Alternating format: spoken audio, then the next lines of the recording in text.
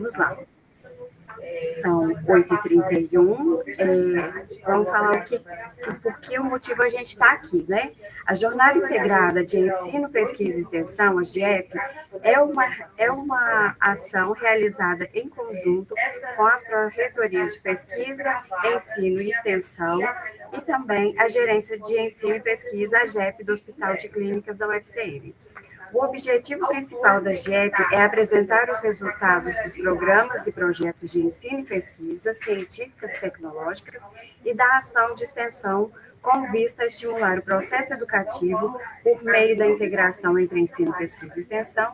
Em relação às ações extensionistas, são apresentados e discutidos os programas e projetos registrados no ano, incluindo as atividades contempladas pelos programas de bolsas institucionais e bolsas externas.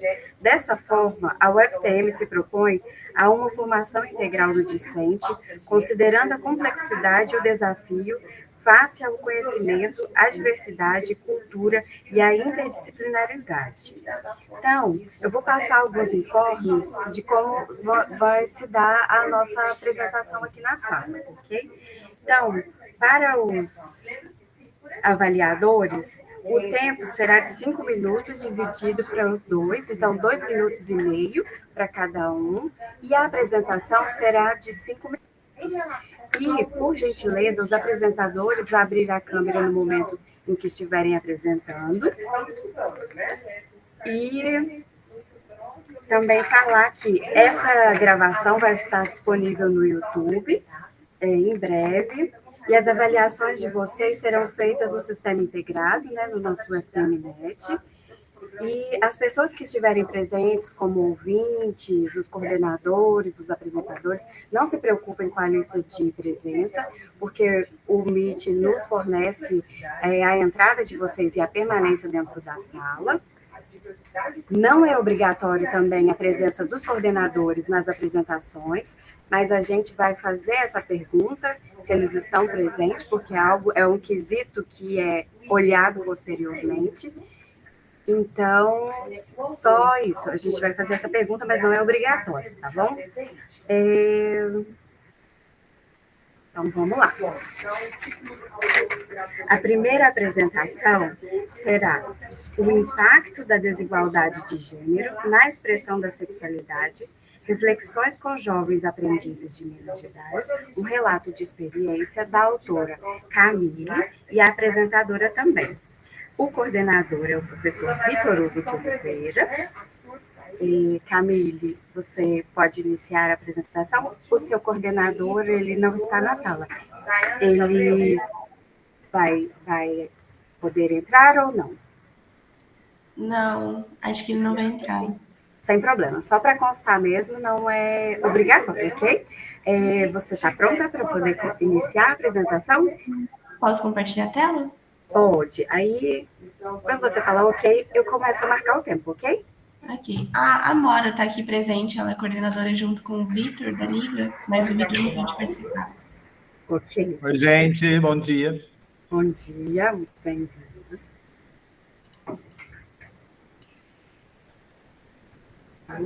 Sim, áudio já. Aí são 8h35, pode começar. Tá aparecendo certinho?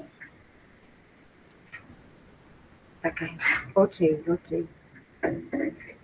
Bom, minha apresentação é sobre o impacto da desigualdade de gênero na expressão da sexualidade, reflexões com jovens aprendizes de Minas Gerais, um relato de experiência, do orientador Vitor Hugo de Oliveira.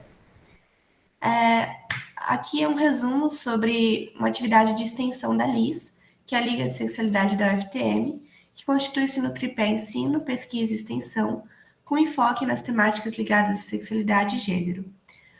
O programa desenvolve atividades dentro e fora da universidade, se pautando em temas atuais e de interesse coletivo, promovendo debates e projetos voltados a essa temática.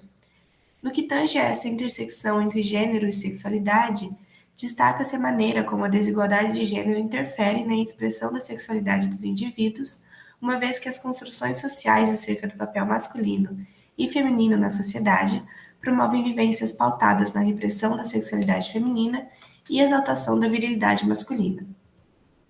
Como justificativa, eu trouxe aqui uma citação.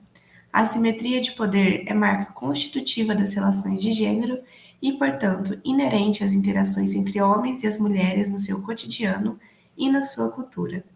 E o objetivo dessa extensão foi fomentar discussões acerca da temática da sexualidade e gênero com alunos da FET de Uberaba, promovendo um ambiente seguro e acolhedor.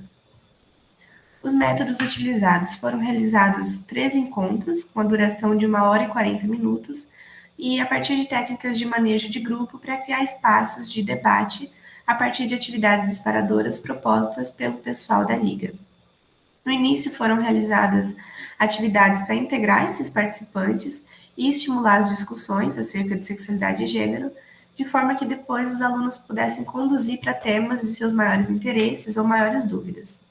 Esses temas foram conduzidos pelos alunos com maior enfoque na temática da desigualdade de gênero na expressão da sexualidade. Logo após, houve a escrita e discussão do diário de campo, junto com o coordenador docente da Liga. Como resultados e discussões, os participantes mostraram-se bastante engajados nas atividades, até mesmo os alunos que estavam mais retraídos no começo foram se interessando pelo tema e participando da dinâmica conforme a gente ia conduzindo, e o grupo levantou questionamentos acerca das desigualdades de gênero no que tange à expressão da sexualidade, focando principalmente na repressão da sexualidade feminina e nas pressões culturais acerca da sexualidade masculina. O enfoque na desigualdade de gênero permitiu refletir sobre a possibilidade de tecer vivências saudáveis da sexualidade, defrontando a cultura sexista a qual estamos inseridos. E como conclusão, a atividade foi de grande proveito tanto para a Liga quanto para os alunos da instituição, porque foi possível construir um ambiente acolhedor e seguro para os debates e também abriu margem para novas reflexões acerca da sexualidade e gênero no ambiente da instituição. E aqui a referência utilizada. Obrigada.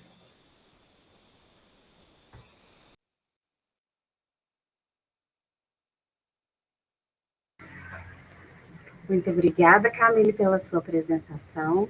Eu passo a palavra agora para os avaliadores. Podemos começar com você, professora Jurema. Agora, Arthur, o avaliador, pode ter esses. Bom dia a todos e todas. É um prazer muito grande estar aqui e abrimos a sala com chave de ouro, não é verdade? Um assunto tão importante, tão relevante, e é importante a gente compreender que tem sido debatido, refletido e discutido não só no nosso espaço, em outros espaços também. É extremamente importante empoderar as pessoas. E é o que o seu trabalho faz, Camille. Parabéns. Gostei muito da sua apresentação, a sua organização para poder apresentar. Eu acredito que ficou muita coisa para trás que você poderia trazer para nós, mas o tempo é tão curtinho, mas deu chance de saber sobre o trabalho com coerência e o passo a passo que vocês fizeram. Deixa eu só fazer uma pergunta. Você trabalhou com os acadêmicos, né, com os alunos. E em relação aos professores, vocês já pensaram alguma coisa nesse tipo de caminho? Ainda não. O que a gente levou para a FET foi mais essa questão com os alunos, mas a gente ainda está com a Liga aí, talvez uma nova proposta para a gente se pensar, levar para a parte dos professores, docentes das instituições. Sim, parabéns. Muito obrigada, viu?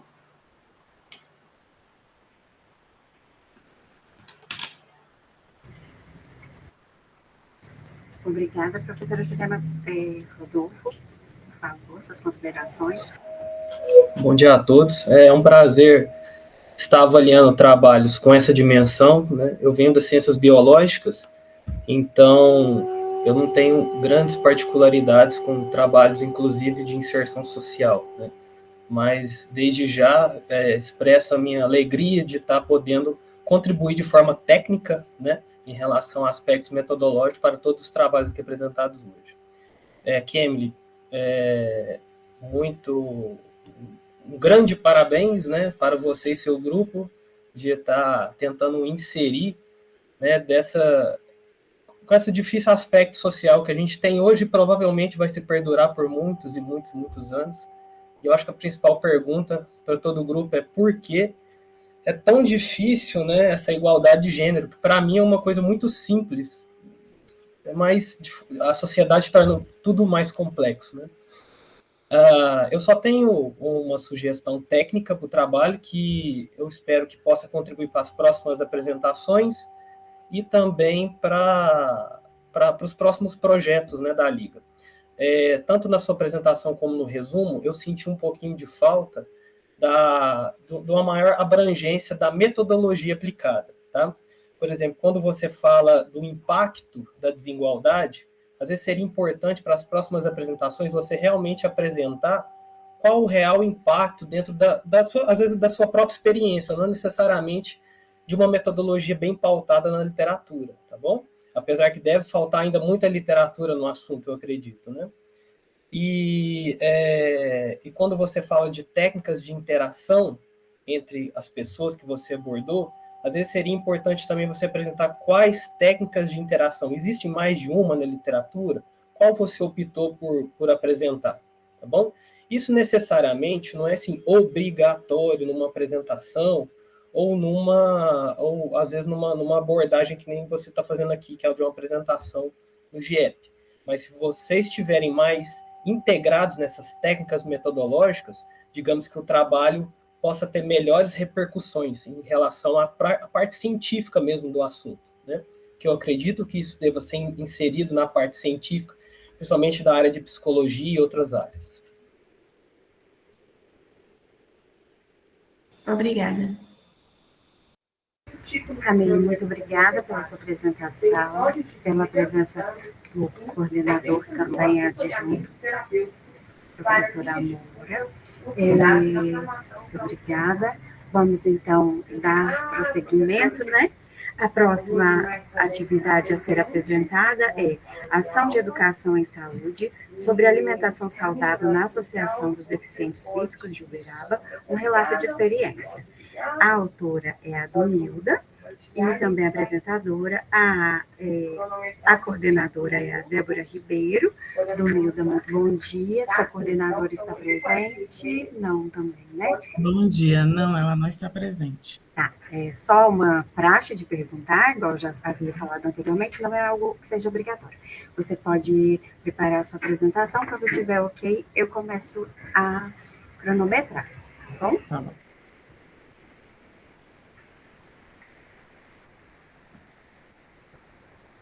Tá dando para ver minha apresentação? Tá abrindo.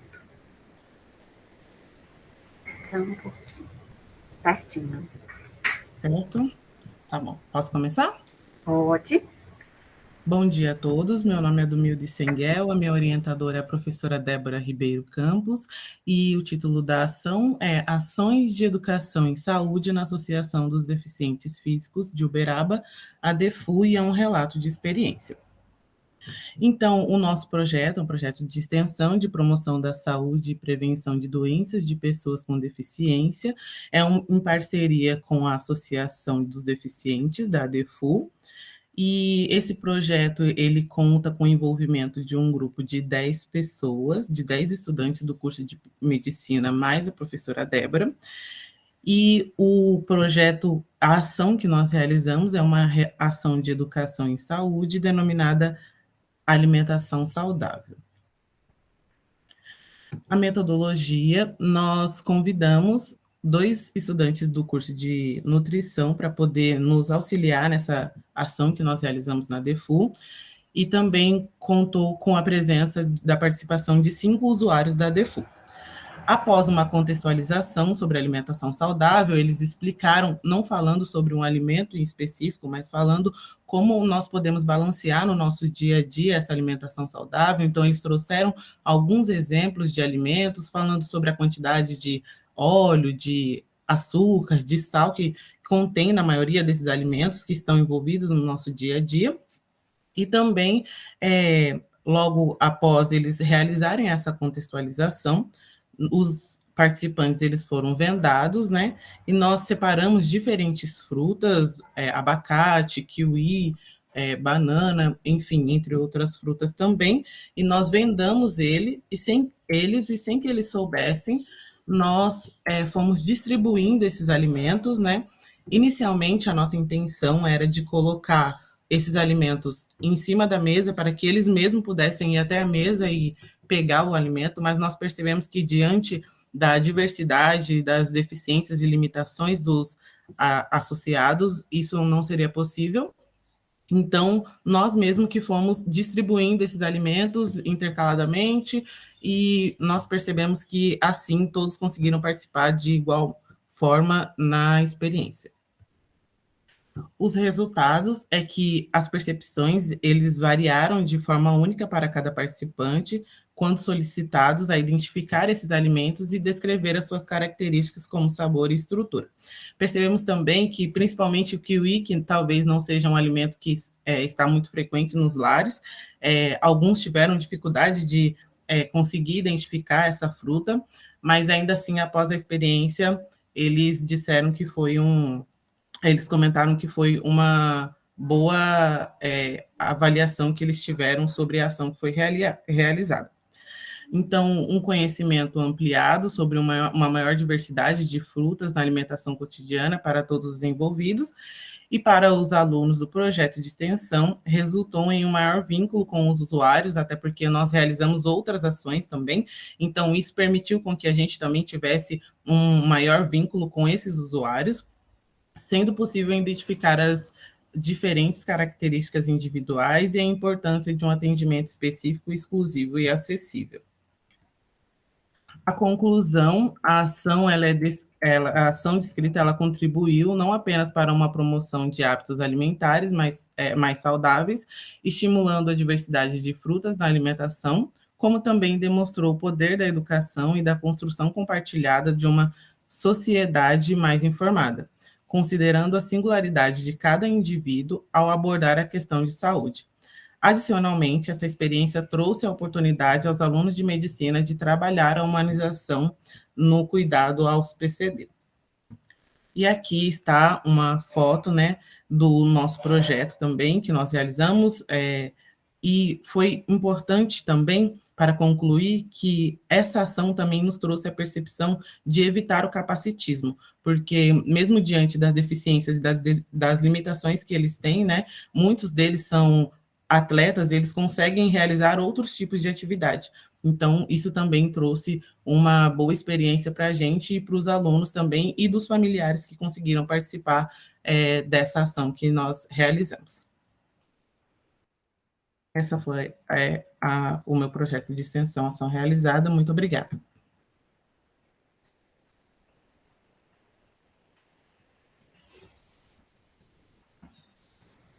Obrigada, Domilda.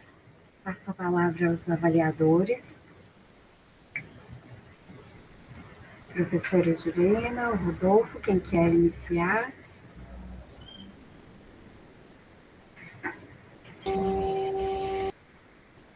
Eu vou iniciar, mas a gente faz uma jogadinha, professor. Uma hora eu começo, outra hora você começa. Pode ser?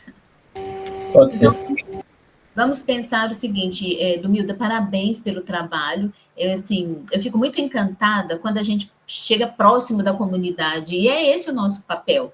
Muitas vezes a gente fica muito centrado na pesquisa, mas esquece de ir para a comunidade. E ir na comunidade é levar educação para as pessoas carecem de educação.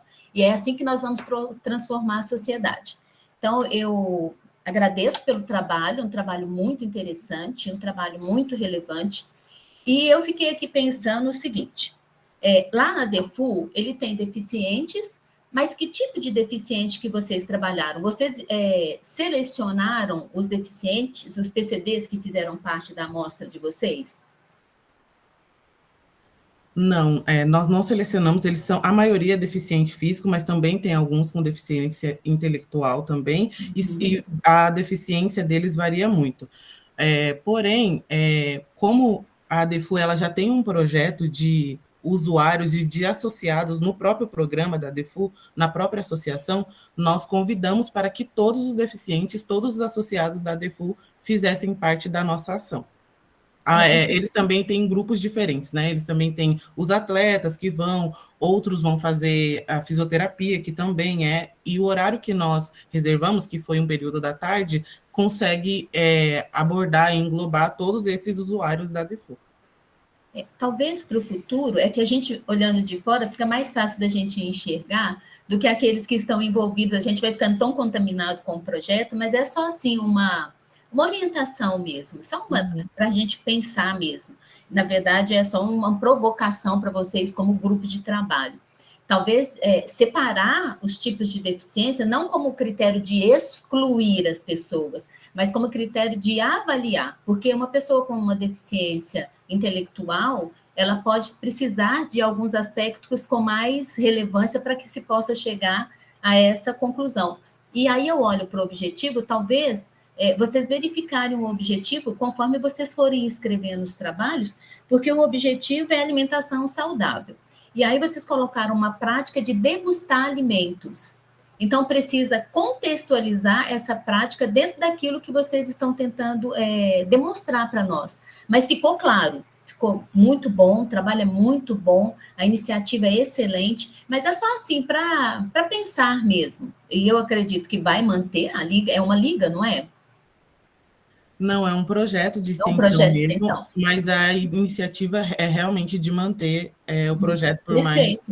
E aí vocês podem ir pensando esses pormenores, e nós, como professores, temos muitos professores aqui, tudo aquilo que a gente executa, é importante que a gente publique para que as pessoas possam conhecer e as possam replicar em outros lugares. Muito obrigada, eu vou parar aqui, senão eu vou me estender muito. Parabéns, Milda.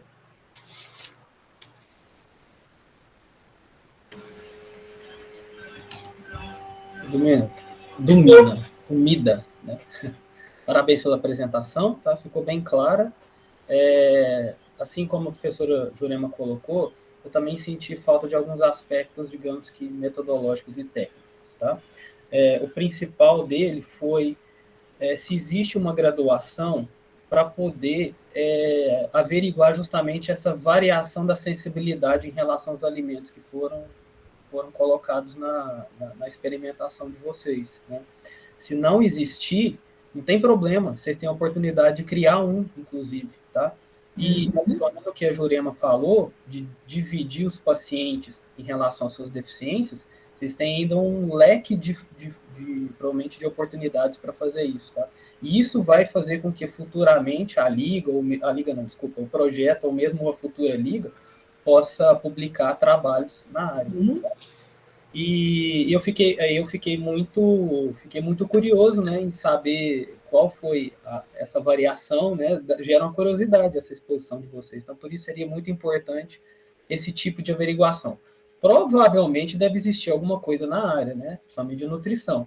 Então, busquem isso. Às vezes até vocês sabem, eu estou falando coisa que vocês sabem aqui, mas busquem isso e tente expor, inclusive, para as próximas apresentações que vocês fizerem do projeto, tá? Outra coisa, quando você cita na sua apresentação essa variação de sensibilidade, ou a variação da forma que os pacientes, né, encararam, inclusive, a exposição aos alimentos, vocês também têm que citar que tipo de variação foi essa, ou se é numérica, ou se é qualitativa, tá bom? Aí vocês escolhem se vocês vão adquirir, vão inserir uma avaliação qualitativa ou quantitativa, tá bom? Tá? Então, só em relação a esses aspectos de avaliação. Pensem melhor nisso, ou se vocês já tiverem isso, exponha isso nas apresentações e exponha isso nos próximos resumos também, tá bom?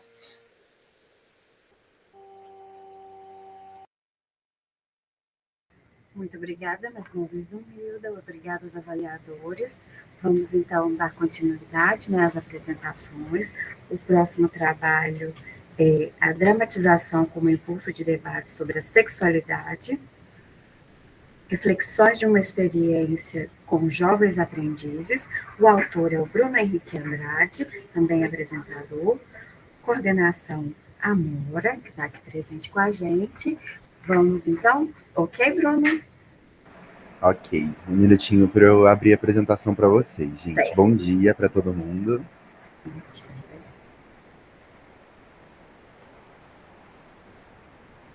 Todo mundo consegue ver? Abriu para todo mundo? Sim, sim. Então, pessoal, como tinha dito anteriormente, meu trabalho é a dramatização como impulsionador de debates sobre sexualidade, reflexões de uma experiência com jovens aprendizes. Pessoal, a sexualidade e o ensino da sexualidade são pautas recorrentes de debate dentro da sociedade de forma geral, né? Tanto na esfera acadêmica, quanto na esfera política e na esfera social. E a gente consegue perceber uma inconstância das instituições de ensino em relação à forma com que esse ensino, né, a educação em sexualidade é trabalhado. A gente consegue ver isso em diversas esferas, principalmente na prática, mas isso se torna aparente também a partir das inúmeras mudanças na LDB, né, na Lei de Diretrizes e Bases da Educação, que a gente vê em relação à sexualidade nos últimos anos. Essa pauta continua em debate praticamente o tempo todo, durante todos os anos. Em relação às justificativas e objetivos, eu trouxe aqui duas referências. Na primeira, os autores dizem que as práticas sexuais, todas as ideias envolvendo a sexualidade, muitas vezes elas são jogadas no campo do tabu. E justamente por isso, a gente encontra dificuldades e resistências de abordar o ensino de sexualidade pelos profissionais de educação dentro das instituições de educação. Isso reflete justamente na questão da LDB, que eu tinha acabado de falar também. E nessa segunda referência, ele traz a dramatização como uma ferramenta de crítica à sociedade, uma ferramenta de crítica social e que auxilia na compreensão dos processos que o indivíduo vive, né? Para facilitar e também munir o indivíduo de ferramentas para poder viver. Esse resumo, no qual a presente comunicação está se referindo, ele visa refletir acerca da dramatização incluída dentro do contexto de educação sexual. E ele vai fazer essa reflexão a partir de observações advindas dos próprios aplicadores, que são os ligantes da Liga de Sexualidade, que a gente vai falar mais à frente.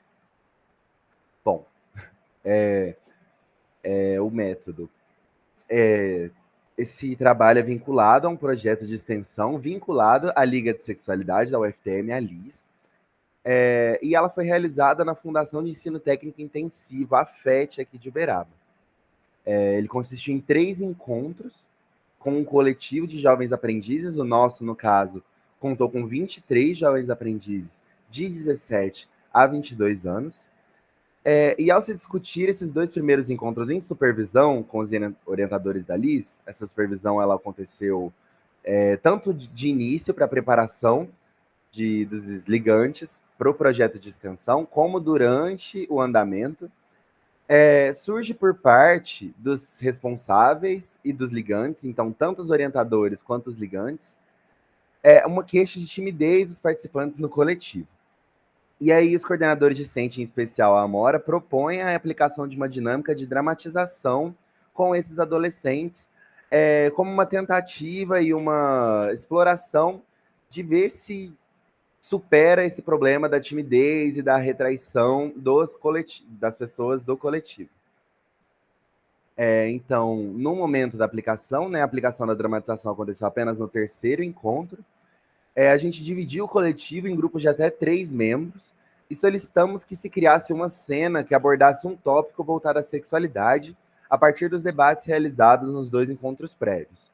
Nesses 2 encontros a gente trabalhou tópicos como educação sexual, como assédio, trabalhamos também sobre diversidade de família e muitos mais. Após essa elaboração, a gente deu um tempo para eles pensarem, a gente pediu que eles apresentassem a dramatização em frente aos colegas.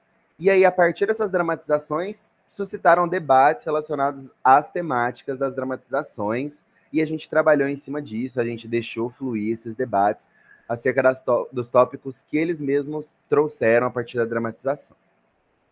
Em relação à elaboração do resumo, né, a gente pegou os 12 diários de campo realizados pelos 4 ligantes que ficaram responsáveis por essa tarefa, dos 3 encontros, e a gente avaliou como foi, como estava sendo, e a partir da dramatização, como isso ficou para os membros do coletivo. E a gente percebeu que existe uma participação expressiva dos grupos em relação a essa dinâmica proposta, em relação aos outros encontros. Então, eles foram muito mais participativos, os debates eles foram muito mais prolíficos, e os membros que se mostraram mais retraídos nos primeiros encontros também conseguiram participar e se expor frente aos debates realizados nesse terceiro encontro a partir da dramatização. Tanto das suas dramatizações, né, das dramatizações que eles apresentaram, quanto as de outros membros. Então, eles foram mais participativos de maneira geral. E existe um engajamento ativo de todos os membros na construção e apresentação dessas dramatizações. Por fim, a gente percebeu, sim, que a dramatização se mostrou uma catalisadora eficiente de debates, né? Ela trouxe e emergiu alguns debates que ficaram mais latentes nos 2 primeiros encontros e promoveram uma integração e engajamento dos grupos na discussão.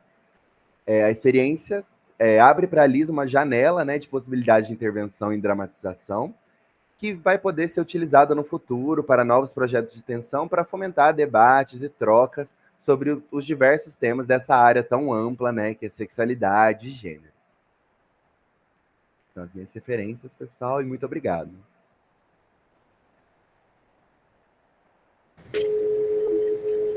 Obrigada, Bruno. Os coordenadores vão fazer suas considerações. Eu começo agora, com sugestão da Jurema. Parabéns, Bruno, pela participação no projeto. Parabéns para a Liga, né, principalmente em estar inserindo, quer sim, quer não, uma metodologia nova para abordagem dos assuntos de interesse. Né? Em relação a essa metodologia, que é a da dramatização, desculpa a ignorância, Bruno, mas ela gera em torno da 7ª arte, se eu não me engano, né? Que envolve teatro, né? Então, essa dramatização, ela tem tipos ou subtipos dentro das técnicas de teatro? Desculpa a ignorância, é uma pergunta.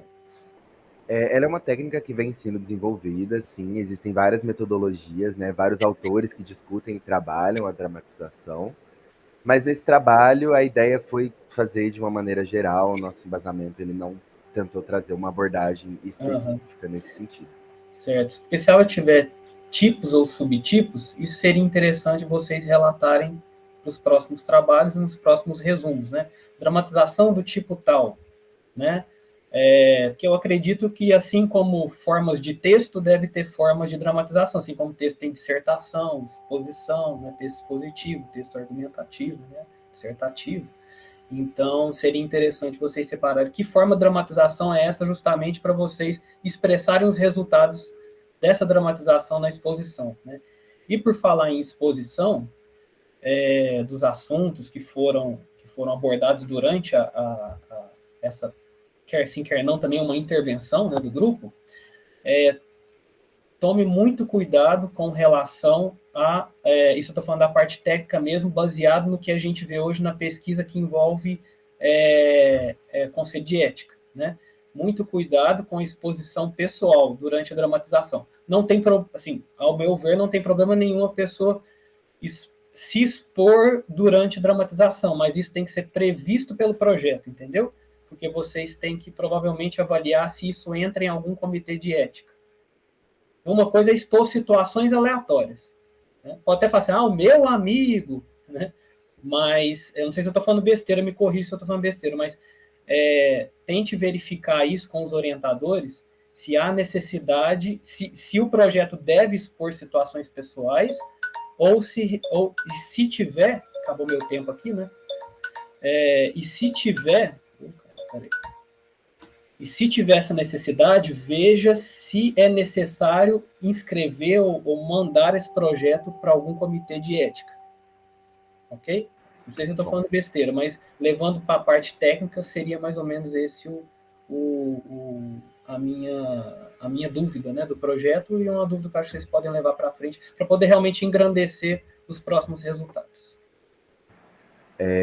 Eu acho que talvez eu tenha deixado de explicar isso em algum momento na apresentação, mas a dramatização ela não visa trabalhar um acontecimento pessoal, não sei se foi nesse sentido que você quis dizer.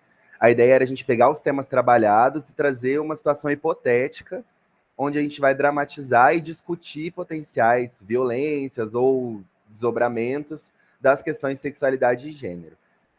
A gente pediu para que fosse hipotético, né, para que eles elaborassem uma cena hipotética, mas a sua contribuição foi muito positiva, eu anotei aqui para a gente pensar os próximos passos do nosso trabalho.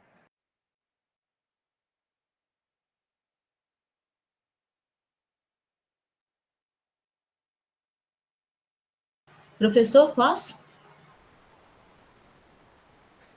Ok. Bruno, então, eu vou ter que confessar que eu fiz uma cola aqui. E eu tenho uma disciplina de espiritualidade, e aí eu fiquei aqui pensando por que eu não usei essa estratégia ainda.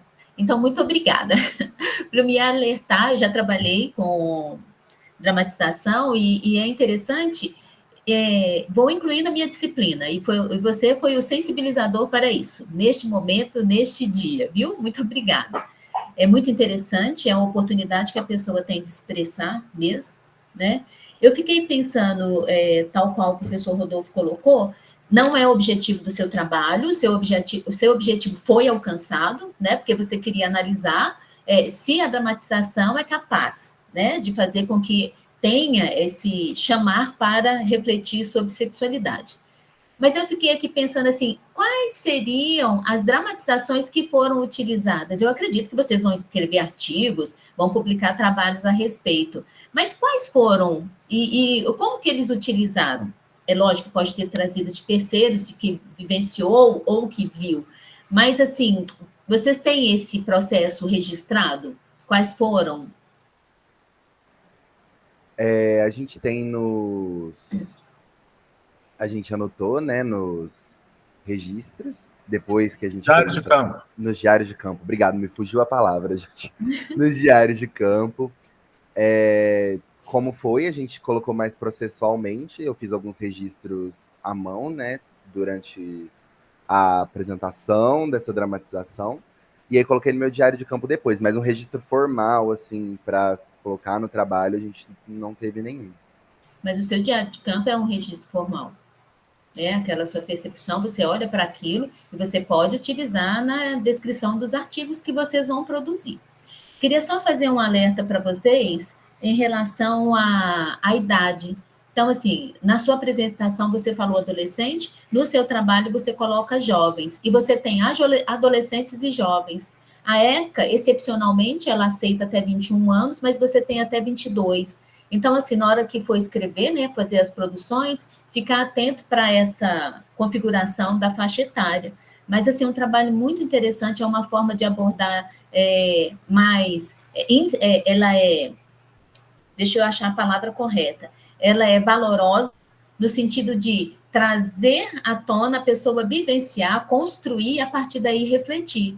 A importância de poder internalizar o conteúdo. Parabéns. Parabéns a você e ao orientador também.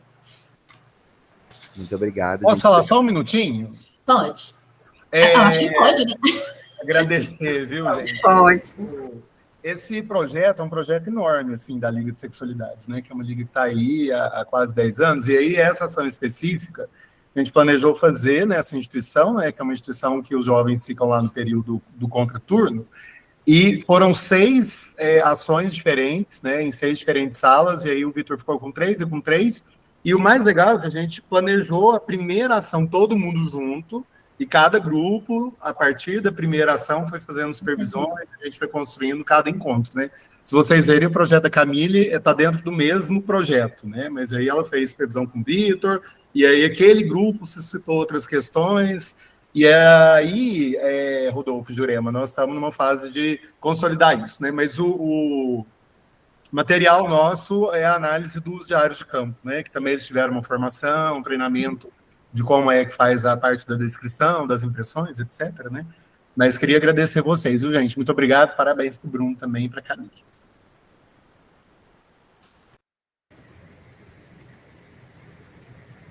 Muito obrigada, Bruno, Amora, os avaliadores.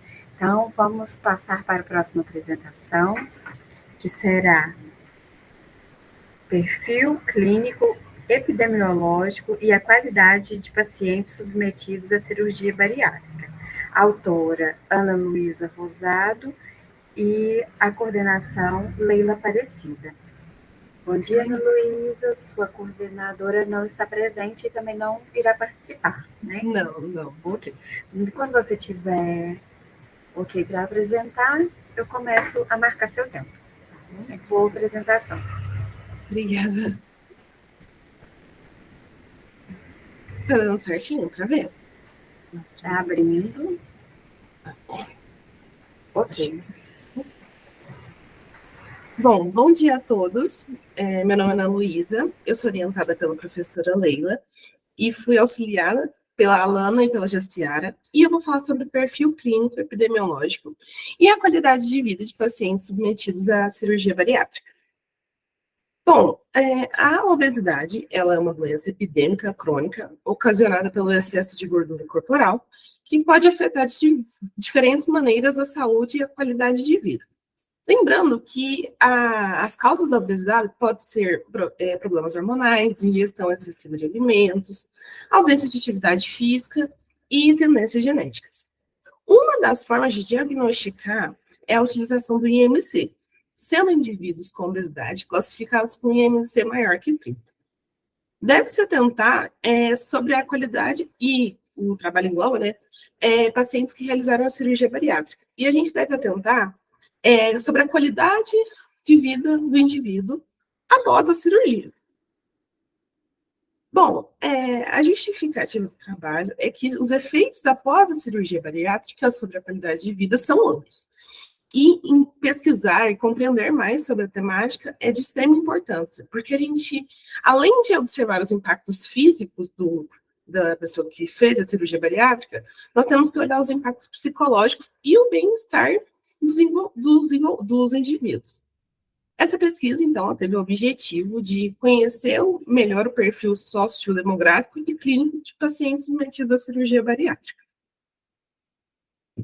Bom, a pesquisa ela englobou indivíduos maiores de 18 anos que foram submetidos à cirurgia bariátrica, tanto nos hospitais da UFTM quanto no hospital da UF.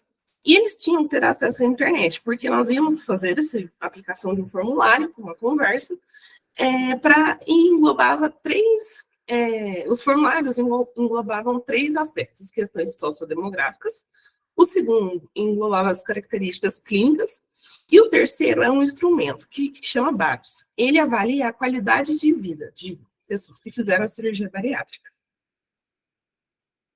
O que nós observamos? Que o maior público foram mulheres na faixa etária de 41 a 50 anos, com a renda de um salário mínimo, e muitos demonstraram uma satisfação com o seu atual peso e com o corpo, e relataram uma melhora na qualidade de vida após a cirurgia bariátrica. Elas notaram também uma redução do IMC e também de doenças como hipertensão arterial e a diabetes. Um ponto muito importante que nós observamos foi que elas, antes de fazer a cirurgia bariátrica, faziam acompanhamento com nutricionista, psicólogo e educador físico, além do acompanhamento com o médico. Porém, após a realização da cirurgia, muitos pararam, interromperam os acompanhamentos que faziam. Só mantinham acompanhamento com o médico. Isso foi um ponto que a gente até conversou um pouco na hora com elas sobre o retorno desses acompanhamentos. Então, elas se sentiram e julgaram uma melhora na qualidade de vida após a cirurgia bariátrica, e foi um resultado que foi comparado com scores de qualidade de vida que foram obtidos nesse trabalho.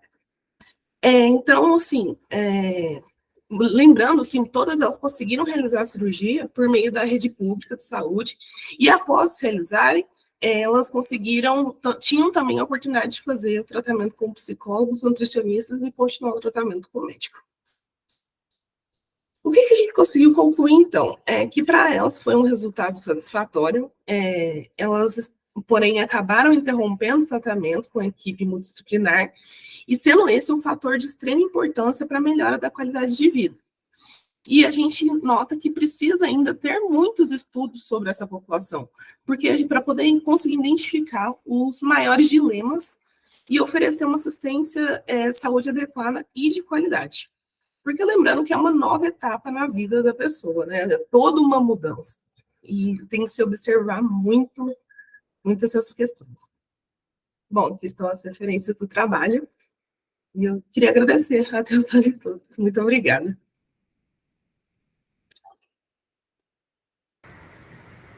Obrigada, Ana Luísa. Os avaliadores, fiquem à vontade. Sou eu que começo, professor? Parabéns, Ana Luísa, um trabalho muito interessante. Eu fiquei, assim, meio que com algumas interrogações, eu acredito que o professor Rodolfo também. O seu trabalho é uma pesquisa, não é uma extensão. Então, será que ele foi cadastrado equivocadamente na extensão? Porque no seu próprio resumo você diz que é pesquisa, e você traz, e toda a descrição do seu trabalho, o seu resumo, é uma pesquisa. É pesquisa mesmo ou é extensão? Então, ela foi feita como pesquisa, mas sim, é englobado por um projeto, que é o Viver Saúde do Adulto. Ele está dentro desse projeto. E acabou que foi realizado como pesquisa, mas aí eu fui até questionar, e ele estava dentro desse projeto Viver Saúde do Adulto, que é um projeto, pelo que me entendi, foi de extensão. E foi cadastrado como extensão. Como extensão, mas tem todas as características. Vamos começar pelo seu resumo. Só termos assim de troca mesmo. No meu ponto de vista, este momento é um momento de muito aprendizado para todos que estão aqui constituindo essa sala. Então, a gente aproveita todos os momentos para poder aprender. Então, é neste sentido, viu, Ana Luísa? Atentar para os resumos, que a gente não deve colocar citações no resumo, e o seu resumo ele vem com citações, não há necessidade. Então, deve ser retirado. Num próximo que você for executar, não há necessidade de colocar as referências ali. E ficar atenta também para as abreviações que você vai colocar dentro do seu resumo. Eu olho para o seu trabalho e você diz assim, ó, perfil clínico epidemiológico. Ok. E aí você fala especificamente da cirurgia bariátrica, que é um dos... É o fenômeno que você está estudando, não é? Mas aí, na hora de apresentar os resultados, você apresenta assim, olha, redução da hipertensão e diabetes. Então, essas pessoas tinham um perfil de doença crônica, ela não aparece. De repente, lá dos resultados, você coloca. Então, é só ficar atenta mesmo. Eu penso assim que construir resumo é tão difícil, porque você tem uma gama de conteúdo e você tem que reduzir para 2.000 caracteres, contando os espaços. É muita maldade. Mas é a importância de aprender a reduzir conteúdo. Então, ficar atenta também, porque você chama a atenção e aí você coloca no objetivo... Desculpa.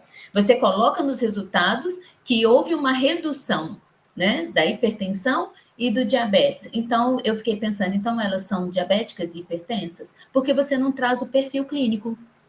Ou esse é o perfil clínico. Então, ficou faltando você acrescer o perfil clínico. E, na verdade, você traz o seu enfoque maior, a sua descoberta maior, pelo que eu entendi do resumo, como a gente não tem o trabalho maior, é que você percebeu que após cirurgia bariátrica, as pessoas elas ficam firmes na condução médica, que vai lá, toma medicação, não toma essas orientações, mas o multi, né, ele deixa para trás, que é esse que vai te dar sustentação para se manter saudável, até mentalmente, que a gente sabe que pessoas que fazem cirurgia bariátrica, se não tiver um acompanhamento psicológico, ela pode entrar em depressão, né, e ela pode entrar em ansiedade e voltar a comer mais do que ela comia antes. Então, assim, aí você traz a sua conclusão nessa perspectiva. E, na verdade, você queria traçar perfil epidemiológico. Eu trocaria a palavra epidemiológico, mas isso aí é só coisa de professor de epidemiologia, tá bom? Mas, no mais, parabéns, trabalho muito interessante, mas eu acredito que vocês possam, se eu estiver equivocada, vocês me corrijam, viu? Vocês possam fazer, dentro desse projeto maior, fazer a inscrição lá na pesquisa, como projeto sem bolsa, porque às vezes já tem bolsa, então eles fazem um projeto de iniciação científica sem bolsa, e aí vocês, além de ter esse desenrolar dentro da pesquisa também, vocês podem fazer também a extensão, porque a extensão, ela traz o ensejo de ir para a comunidade, dar uma devolutiva para a comunidade, que é o que a gente viu até agora dos trabalhos apresentados. Mas parabéns, trabalho muito interessante, um trabalho que precisa ser feito, a gente tem visto pessoas de cirurgia bariátrica sofrendo muito, tá? Então, isso precisa ser levantado. Parabéns, Ana.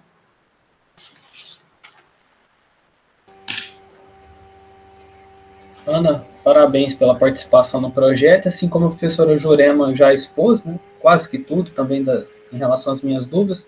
Resumindo, ficou faltando, independente de ser, não sei se eu estou certo, né, professor Jurema, independente de ser projeto de extensão ou a exposição da pesquisa, né, relacionada ao projeto, eu senti falta da exposição dos resultados, né? Porque você fala que os pacientes tiveram uma melhora da satisfação, né? Demonstraram satisfação. Que melhora que foi essa? Que satisfação que foi essa? Tem jeito de mensurar ela? Por exemplo, sei lá, de 1 a 10, de quanto você está satisfeito, né, com o resultado? Ou, às vezes, até mesmo com o atendimento, né, que aí já partiria para outra forma de avaliação que poderia ser inclusa no projeto, né, que é o atendimento do Serviço Público de Saúde, né? Em relação ao perfil sociodemográfico, você fala que está avaliando, né? Que perfil que é esse? Também não foi exposto, né?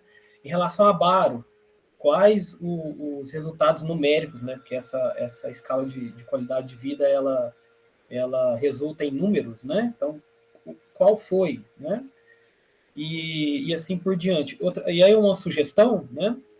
É que também, quando vocês podem cruzar esses dados, tá? Em relação a Baro, o perfil sociodemográfico e até a satisfação, porque o cruzamento de dados da Baro com a satisfação, por exemplo, ou outros detalhes que tenha também em outras avaliações, vai poder culminar em vocês dizerem se o próprio acompanhamento aí que você expôs muito bem no resumo, na apresentação, né, que tantos por cento deixaram de fazer o acompanhamento com médico, psicólogo. Então, vocês podem cruzar esses dados sociodemográficos da Baro para justamente tentar explicar essa redução do acompanhamento. Que, às vezes, o próprio perfil sociodemográfico, não sei se você pensou nisso, o próprio perfil sociodemográfico e a própria qualidade de vida da pessoa pode fazer com que ela não tenha condições, ou psicológicas, ou financeiras, de pegar um ônibus e ir até no hospital escola, né? Então, é um ponto, não sei se os orientadores estão pensando nisso, mas é um ponto muito importante em ser avaliado pelo projeto de extensão. Isso na minha opinião, né? Mas parabéns pelo projeto, são muitos dados mesmo, complexos para graduação, mas eu já trabalhei com qualidade de vida, trabalho até hoje com qualidade de vida, mas tem que colocar em xeque. Se avaliou, tem que mostrar, tá bom? Obrigada.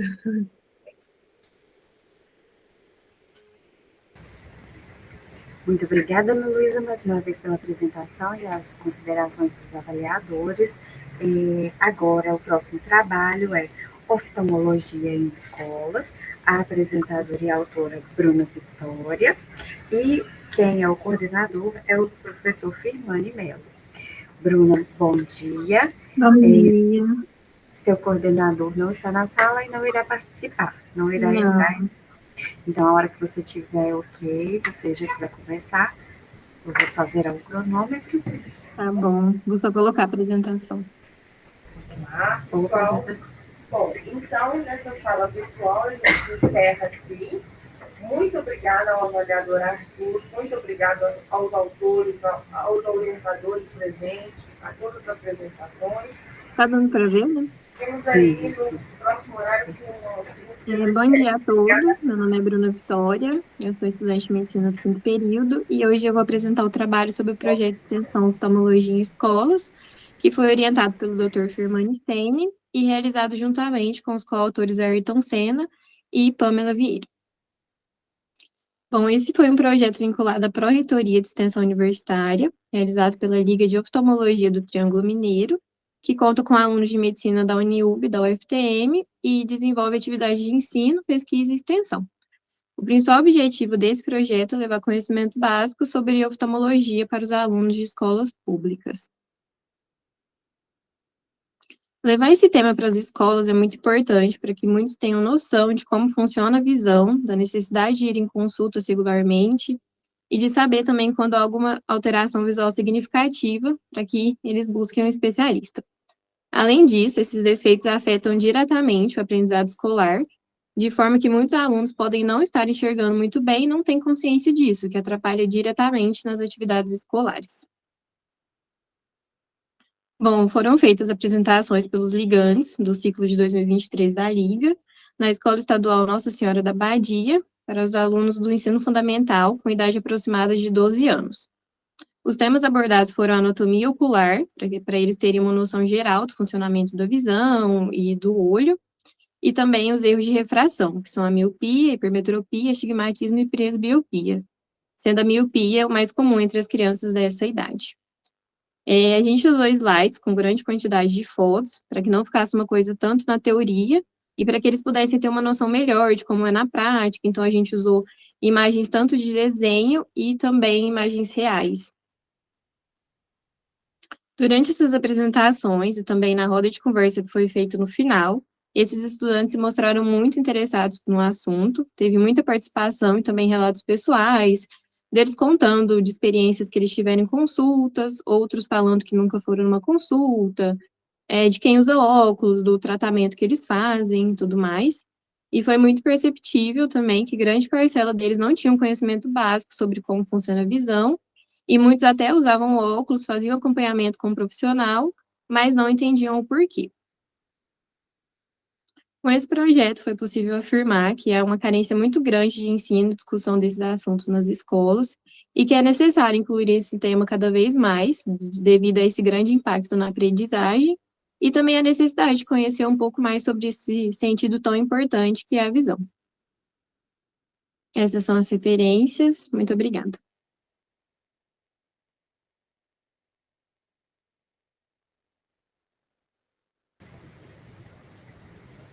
Obrigada, Bruna. Para a gente começar, né, Jurema?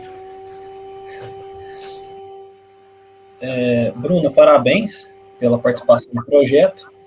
E esse projeto tem o objetivo de levar algo a mais, além das apresentações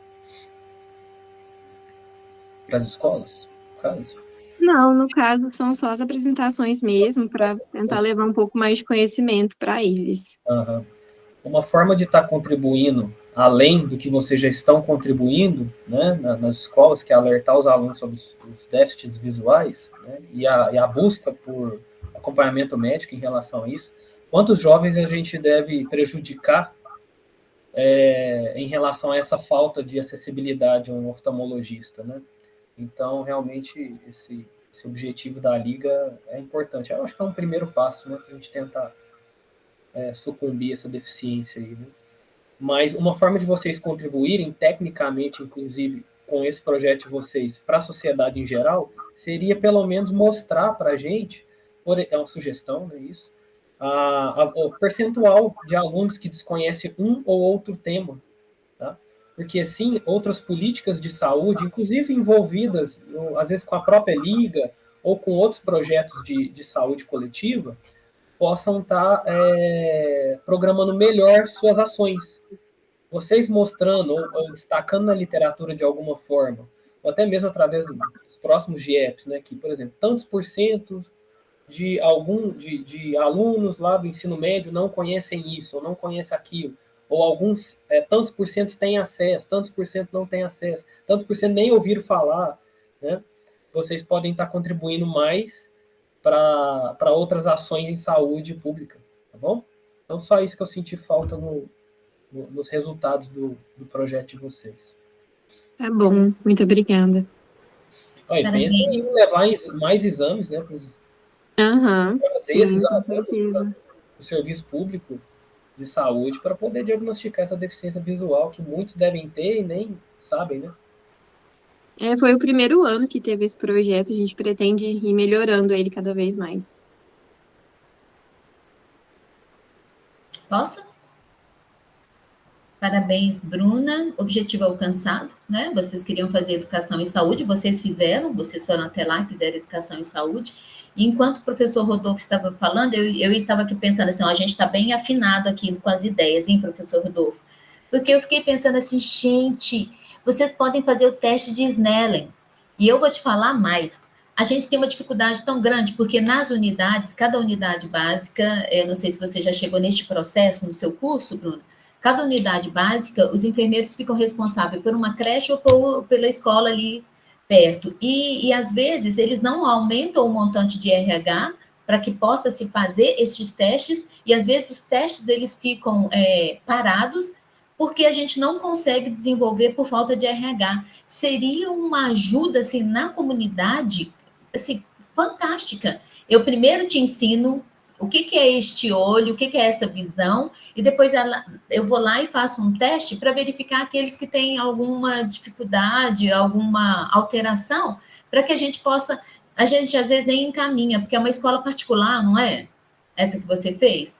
Vocês podem fazer... Foi uma escola pública. Pública. Vocês podem fazer uma orientação, a diretora chamar os pais para poder encaminhar, para poder pegar isso ali no começo mesmo. Mas, tal qual você já respondeu, vocês estão começando. Então, assim, parabéns, excelente. A gente sabe muito bem que a oftalmologia é um serviço caro, a gente sabe, não é? Não é todo mundo que tem acesso, a gente sabe também. E se a gente não tiver um médico muito sensível lá na clínica médica ou lá na pediatria, a ponto de enxergar, às vezes a criança passa despercebida. Então, assim, parabéns pela iniciativa, parabéns a você e parabéns ao orientador. A última frase... Muito obrigada. Quem? É a Liga, né? Que deve ter um coordenador. Sim. Tem, não tem? Inclusive, o que me coordenou nesse trabalho, eu mesmo, o Dr. Firmani. Tá, ok. A última frase do seu resumo está descrito assim, ó, importância da saúde ocular para o desenvolvimento pedagógico. Eu acho que é escolar, não é pedagógico, não é? Depois que você dá uma verificada. Eu acredito, bom, eu vou olhar. Eu acredito que seja escolar. Sim, escolar. E não pedagógico, porque senão aí fala dos professores, alguma coisa assim. Mas só foi um equívoco na escrita, mas parabéns, muito obrigada. Bom, muito obrigada.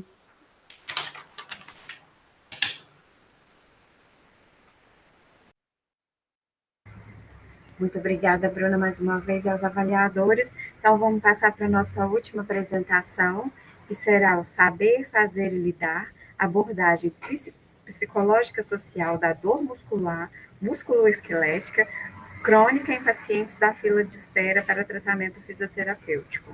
A apresentadora é a Luísa, e a coordenação é da professora Denise Martinelli.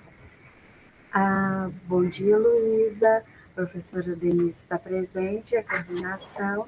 Quando você tiver ok, você pode iniciar a apresentação e eu vou zerar o cronômetro. Tudo bem?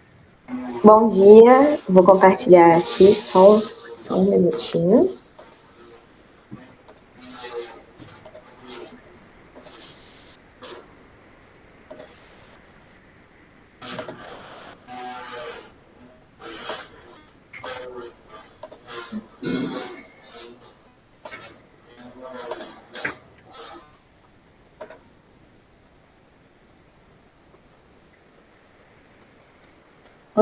Onde que coloca aqui a apresentação?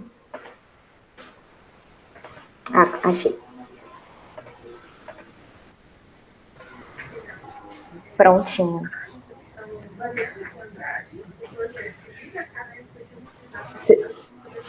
Vocês conseguem ver? Tá ok. Tá ok? Tá ok. Então, bom dia. Eu me chamo Luísa Altavilla Pinheiro. Eu vim representar o projeto de extensão Fazer e Lidar, uma abordagem psicossocial da dor musculoesquelética crônica em pacientes na fila de espera para o tratamento fisioterapêutico. A orientadora do projeto é a professora e fisioterapeuta Denise Martinelli Rossi e a coautora, a doutoranda Ana Laura Nogueira. Então, inicialmente, eu trouxe um dado muito expressivo em que a literatura sugere uma incidência alta, que vai até 86% de dor crônica após evento traumático no sistema musculoesquelético. Esses fatores estão relacionados a fatores biológicos e associados à lesão, que são eles: intensidade da dor aguda, índice de massa corporal, sono, autopercepção de saúde, os fatores psicológicos e sociais, como transtornos mentais, catastrofização da dor, cinesiofobia, que é o medo de movimentar-se, religiosidade e enfrentamento do paciente diante de sua condição, e fatores sociodemográficos, como ser de sexo feminino, ter mais de 65 anos de idade, baixa escolaridade e baixo nível socioeconômico. Então, foi nesse cenário alarmante da dor crônica que nos deparamos com o seguinte desafio.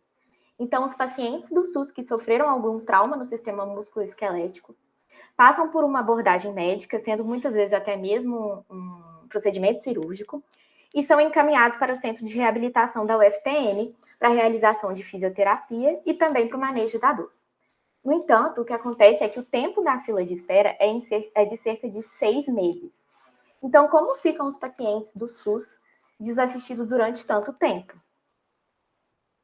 Foi aí que surgiu a ideia do projeto Saber e Lidar, com o objetivo de capacitar os estudantes da graduação ao manejo terapêutico baseado no modelo biopsicossocial, que leva em conta todos os determinantes da dor, os fatores sensório-discriminativos, afetivo-emocionais e cognitivo-avaliativos. Dessa forma, foi possível realizar uma intervenção centrada no paciente com condições ortopédicas que estivessem aguardando o tratamento fisioterapêutico. Então, a nossa equipe é composta de 19 discentes, sendo dos cursos de fisioterapia, medicina e psicologia, e 5 profissionais da saúde, sendo fisioterapeutas, psicólogos, profissionais de educação física e convidados externos que tiveram participação remota. Então, as capacitações ocorreram de maneira presencial, totalizando 16 horas, e de maneira remota, totalizando 6 horas durante o período das férias. Então, após os alunos estarem devidamente capacitados, foram realizados atendimentos aos usuários do SUS no Centro Educacional da UFTM, totalizando 57 horas. Então, no total, foram avaliados 15 pacientes, sendo realizados exercícios, educação em dor e orientações remotas.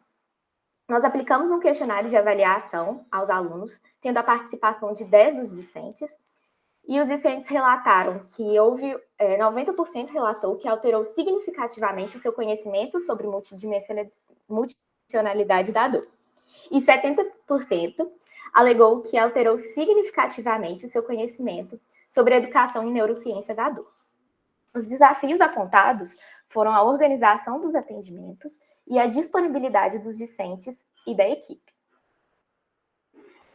Então, apesar dos desafios, a proposta do projeto baseia-se em uma formação mais abrangente dos discentes da área da saúde em relação ao trabalho interdisciplinar e no cuidado do paciente, considerando uma abordagem biopsicossocial. As referências do projeto. E aqui temos o contato e uma fotinha da nossa equipe. Muito obrigada.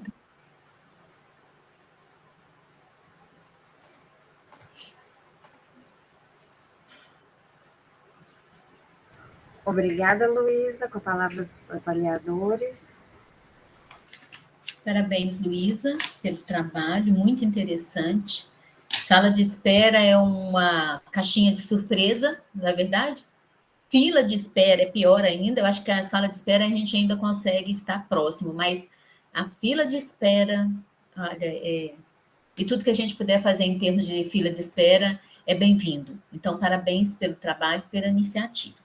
Eu fiquei em dúvida numa questão. Na verdade, vocês fizeram a avaliação e, na verdade, o objetivo era para graduandos mesmo, para acadêmico, né? Fazer essa formação para o acadêmico. E vocês alcançaram o objetivo. Vocês fizeram análise em relação ao que os acadêmicos compreenderam sobre o processo, sobre o projeto. Eu fiquei pensando aqui, em relação aos pacientes, como é que vocês conseguiram elencar os pacientes para fazer parte? Porque tem uma fila de espera. Tem. Então, esses pacientes, eles passam por uma triagem. E aí, durante essa triagem, a gente conversou com o pessoal da triagem. E aí, os pacientes que possuem uma dor crônica mais difícil, né, de abordar, com um manejo mais complicado, foram encaminhados para a gente, para o projeto. É interessante colocar no projeto quais os critérios que vocês utilizaram. Na verdade, a dor ela é tão subjetiva, não é? Porque se eu quebrar minha unha, pode ser a dor mais terrível do planeta, e pode ser que o outro quebre a perna com exposição óssea, e não é a dor mais expressiva, né, para a vida. Portanto, que é subjetiva, né? E o limiar de dor também é tão diferente. Mas os critérios estabelece a possibilidade de verificar com quem vai trabalhar, porque o montante é muito grande. E eu fico pensando que vocês devem ter ficado assim, e agora, por onde começar? Foi difícil levar essas pessoas para o FTM? Na realidade, não foi difícil. As pessoas são, principalmente pessoa que sofre com uma dor crônica, né? Elas são muito abertas a uma nova abordagem. A gente teve uma resposta muito boa dos pacientes. E como eles já fazem, geralmente, o acompanhamento, ou vão fazer, ou aqui no HC, e vão ser encaminhados posteriormente para o centro de reabilitação, que é aqui do lado, então eles já têm essa facilidade maior. A ideia é que essa liga, que essa extensão permaneça. Espero. Fielmente. Sim. Porque é uma área, uma temática muito importante, e às vezes a pessoa ela fica na fila mais de anos esperando a oportunidade de ser atendida. Parabéns a você e aos coordenadores da Liga, e eu estou satisfeita.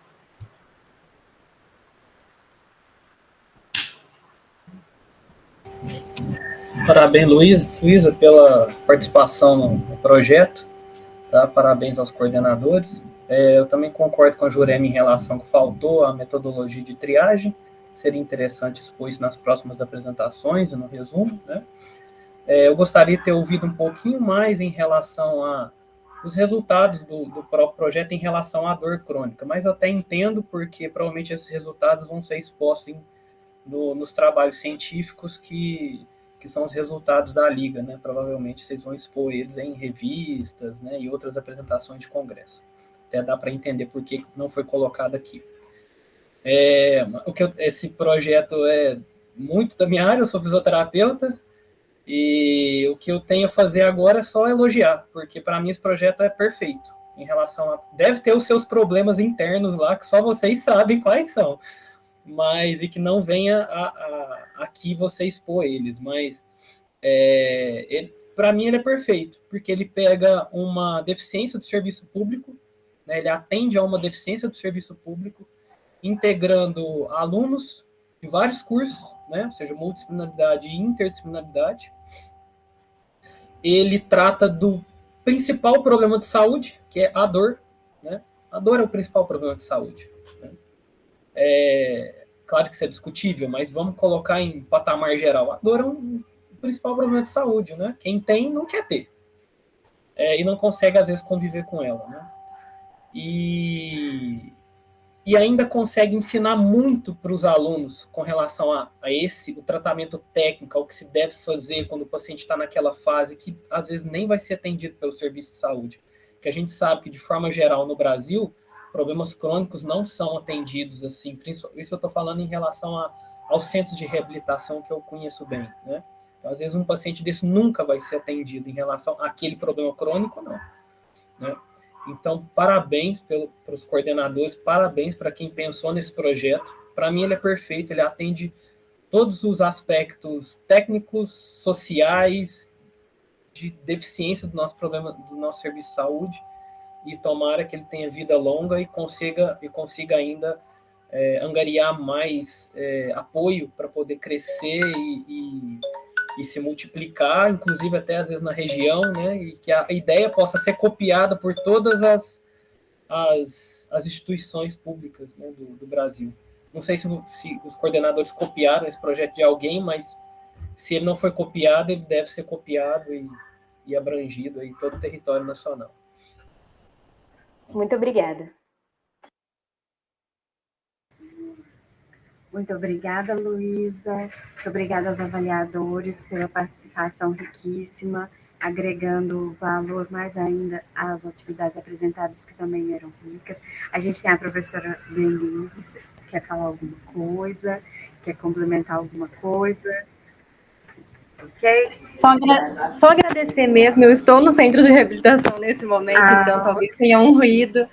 Agradecer os comentários, as colaborações, né, para a melhoria do projeto, e já fica o convite para Rodolfo para participar das próximas edições como colaborador. Obrigada, viu? Se eu tivesse tempo... Eu sou bem apaixonada por esse projeto. Não dispensa o convite, não. É um prazer ser convidado. Obrigada. Então, agradeço novamente a todos que participaram com a gente dessa manhã bem rica em conhecimento e agregar mais valor a todos os trabalhos apresentados, aos ouvintes, aos avaliadores novamente, aos apresentadores e aos coordenadores que puderam estar presentes. Então, a gente encerra essa sala. Muito obrigada. Até o próximo ano, que a gente possa contar com vocês novamente. Tchau, tchau. Um abraço. Bom dia. Eu não entendi.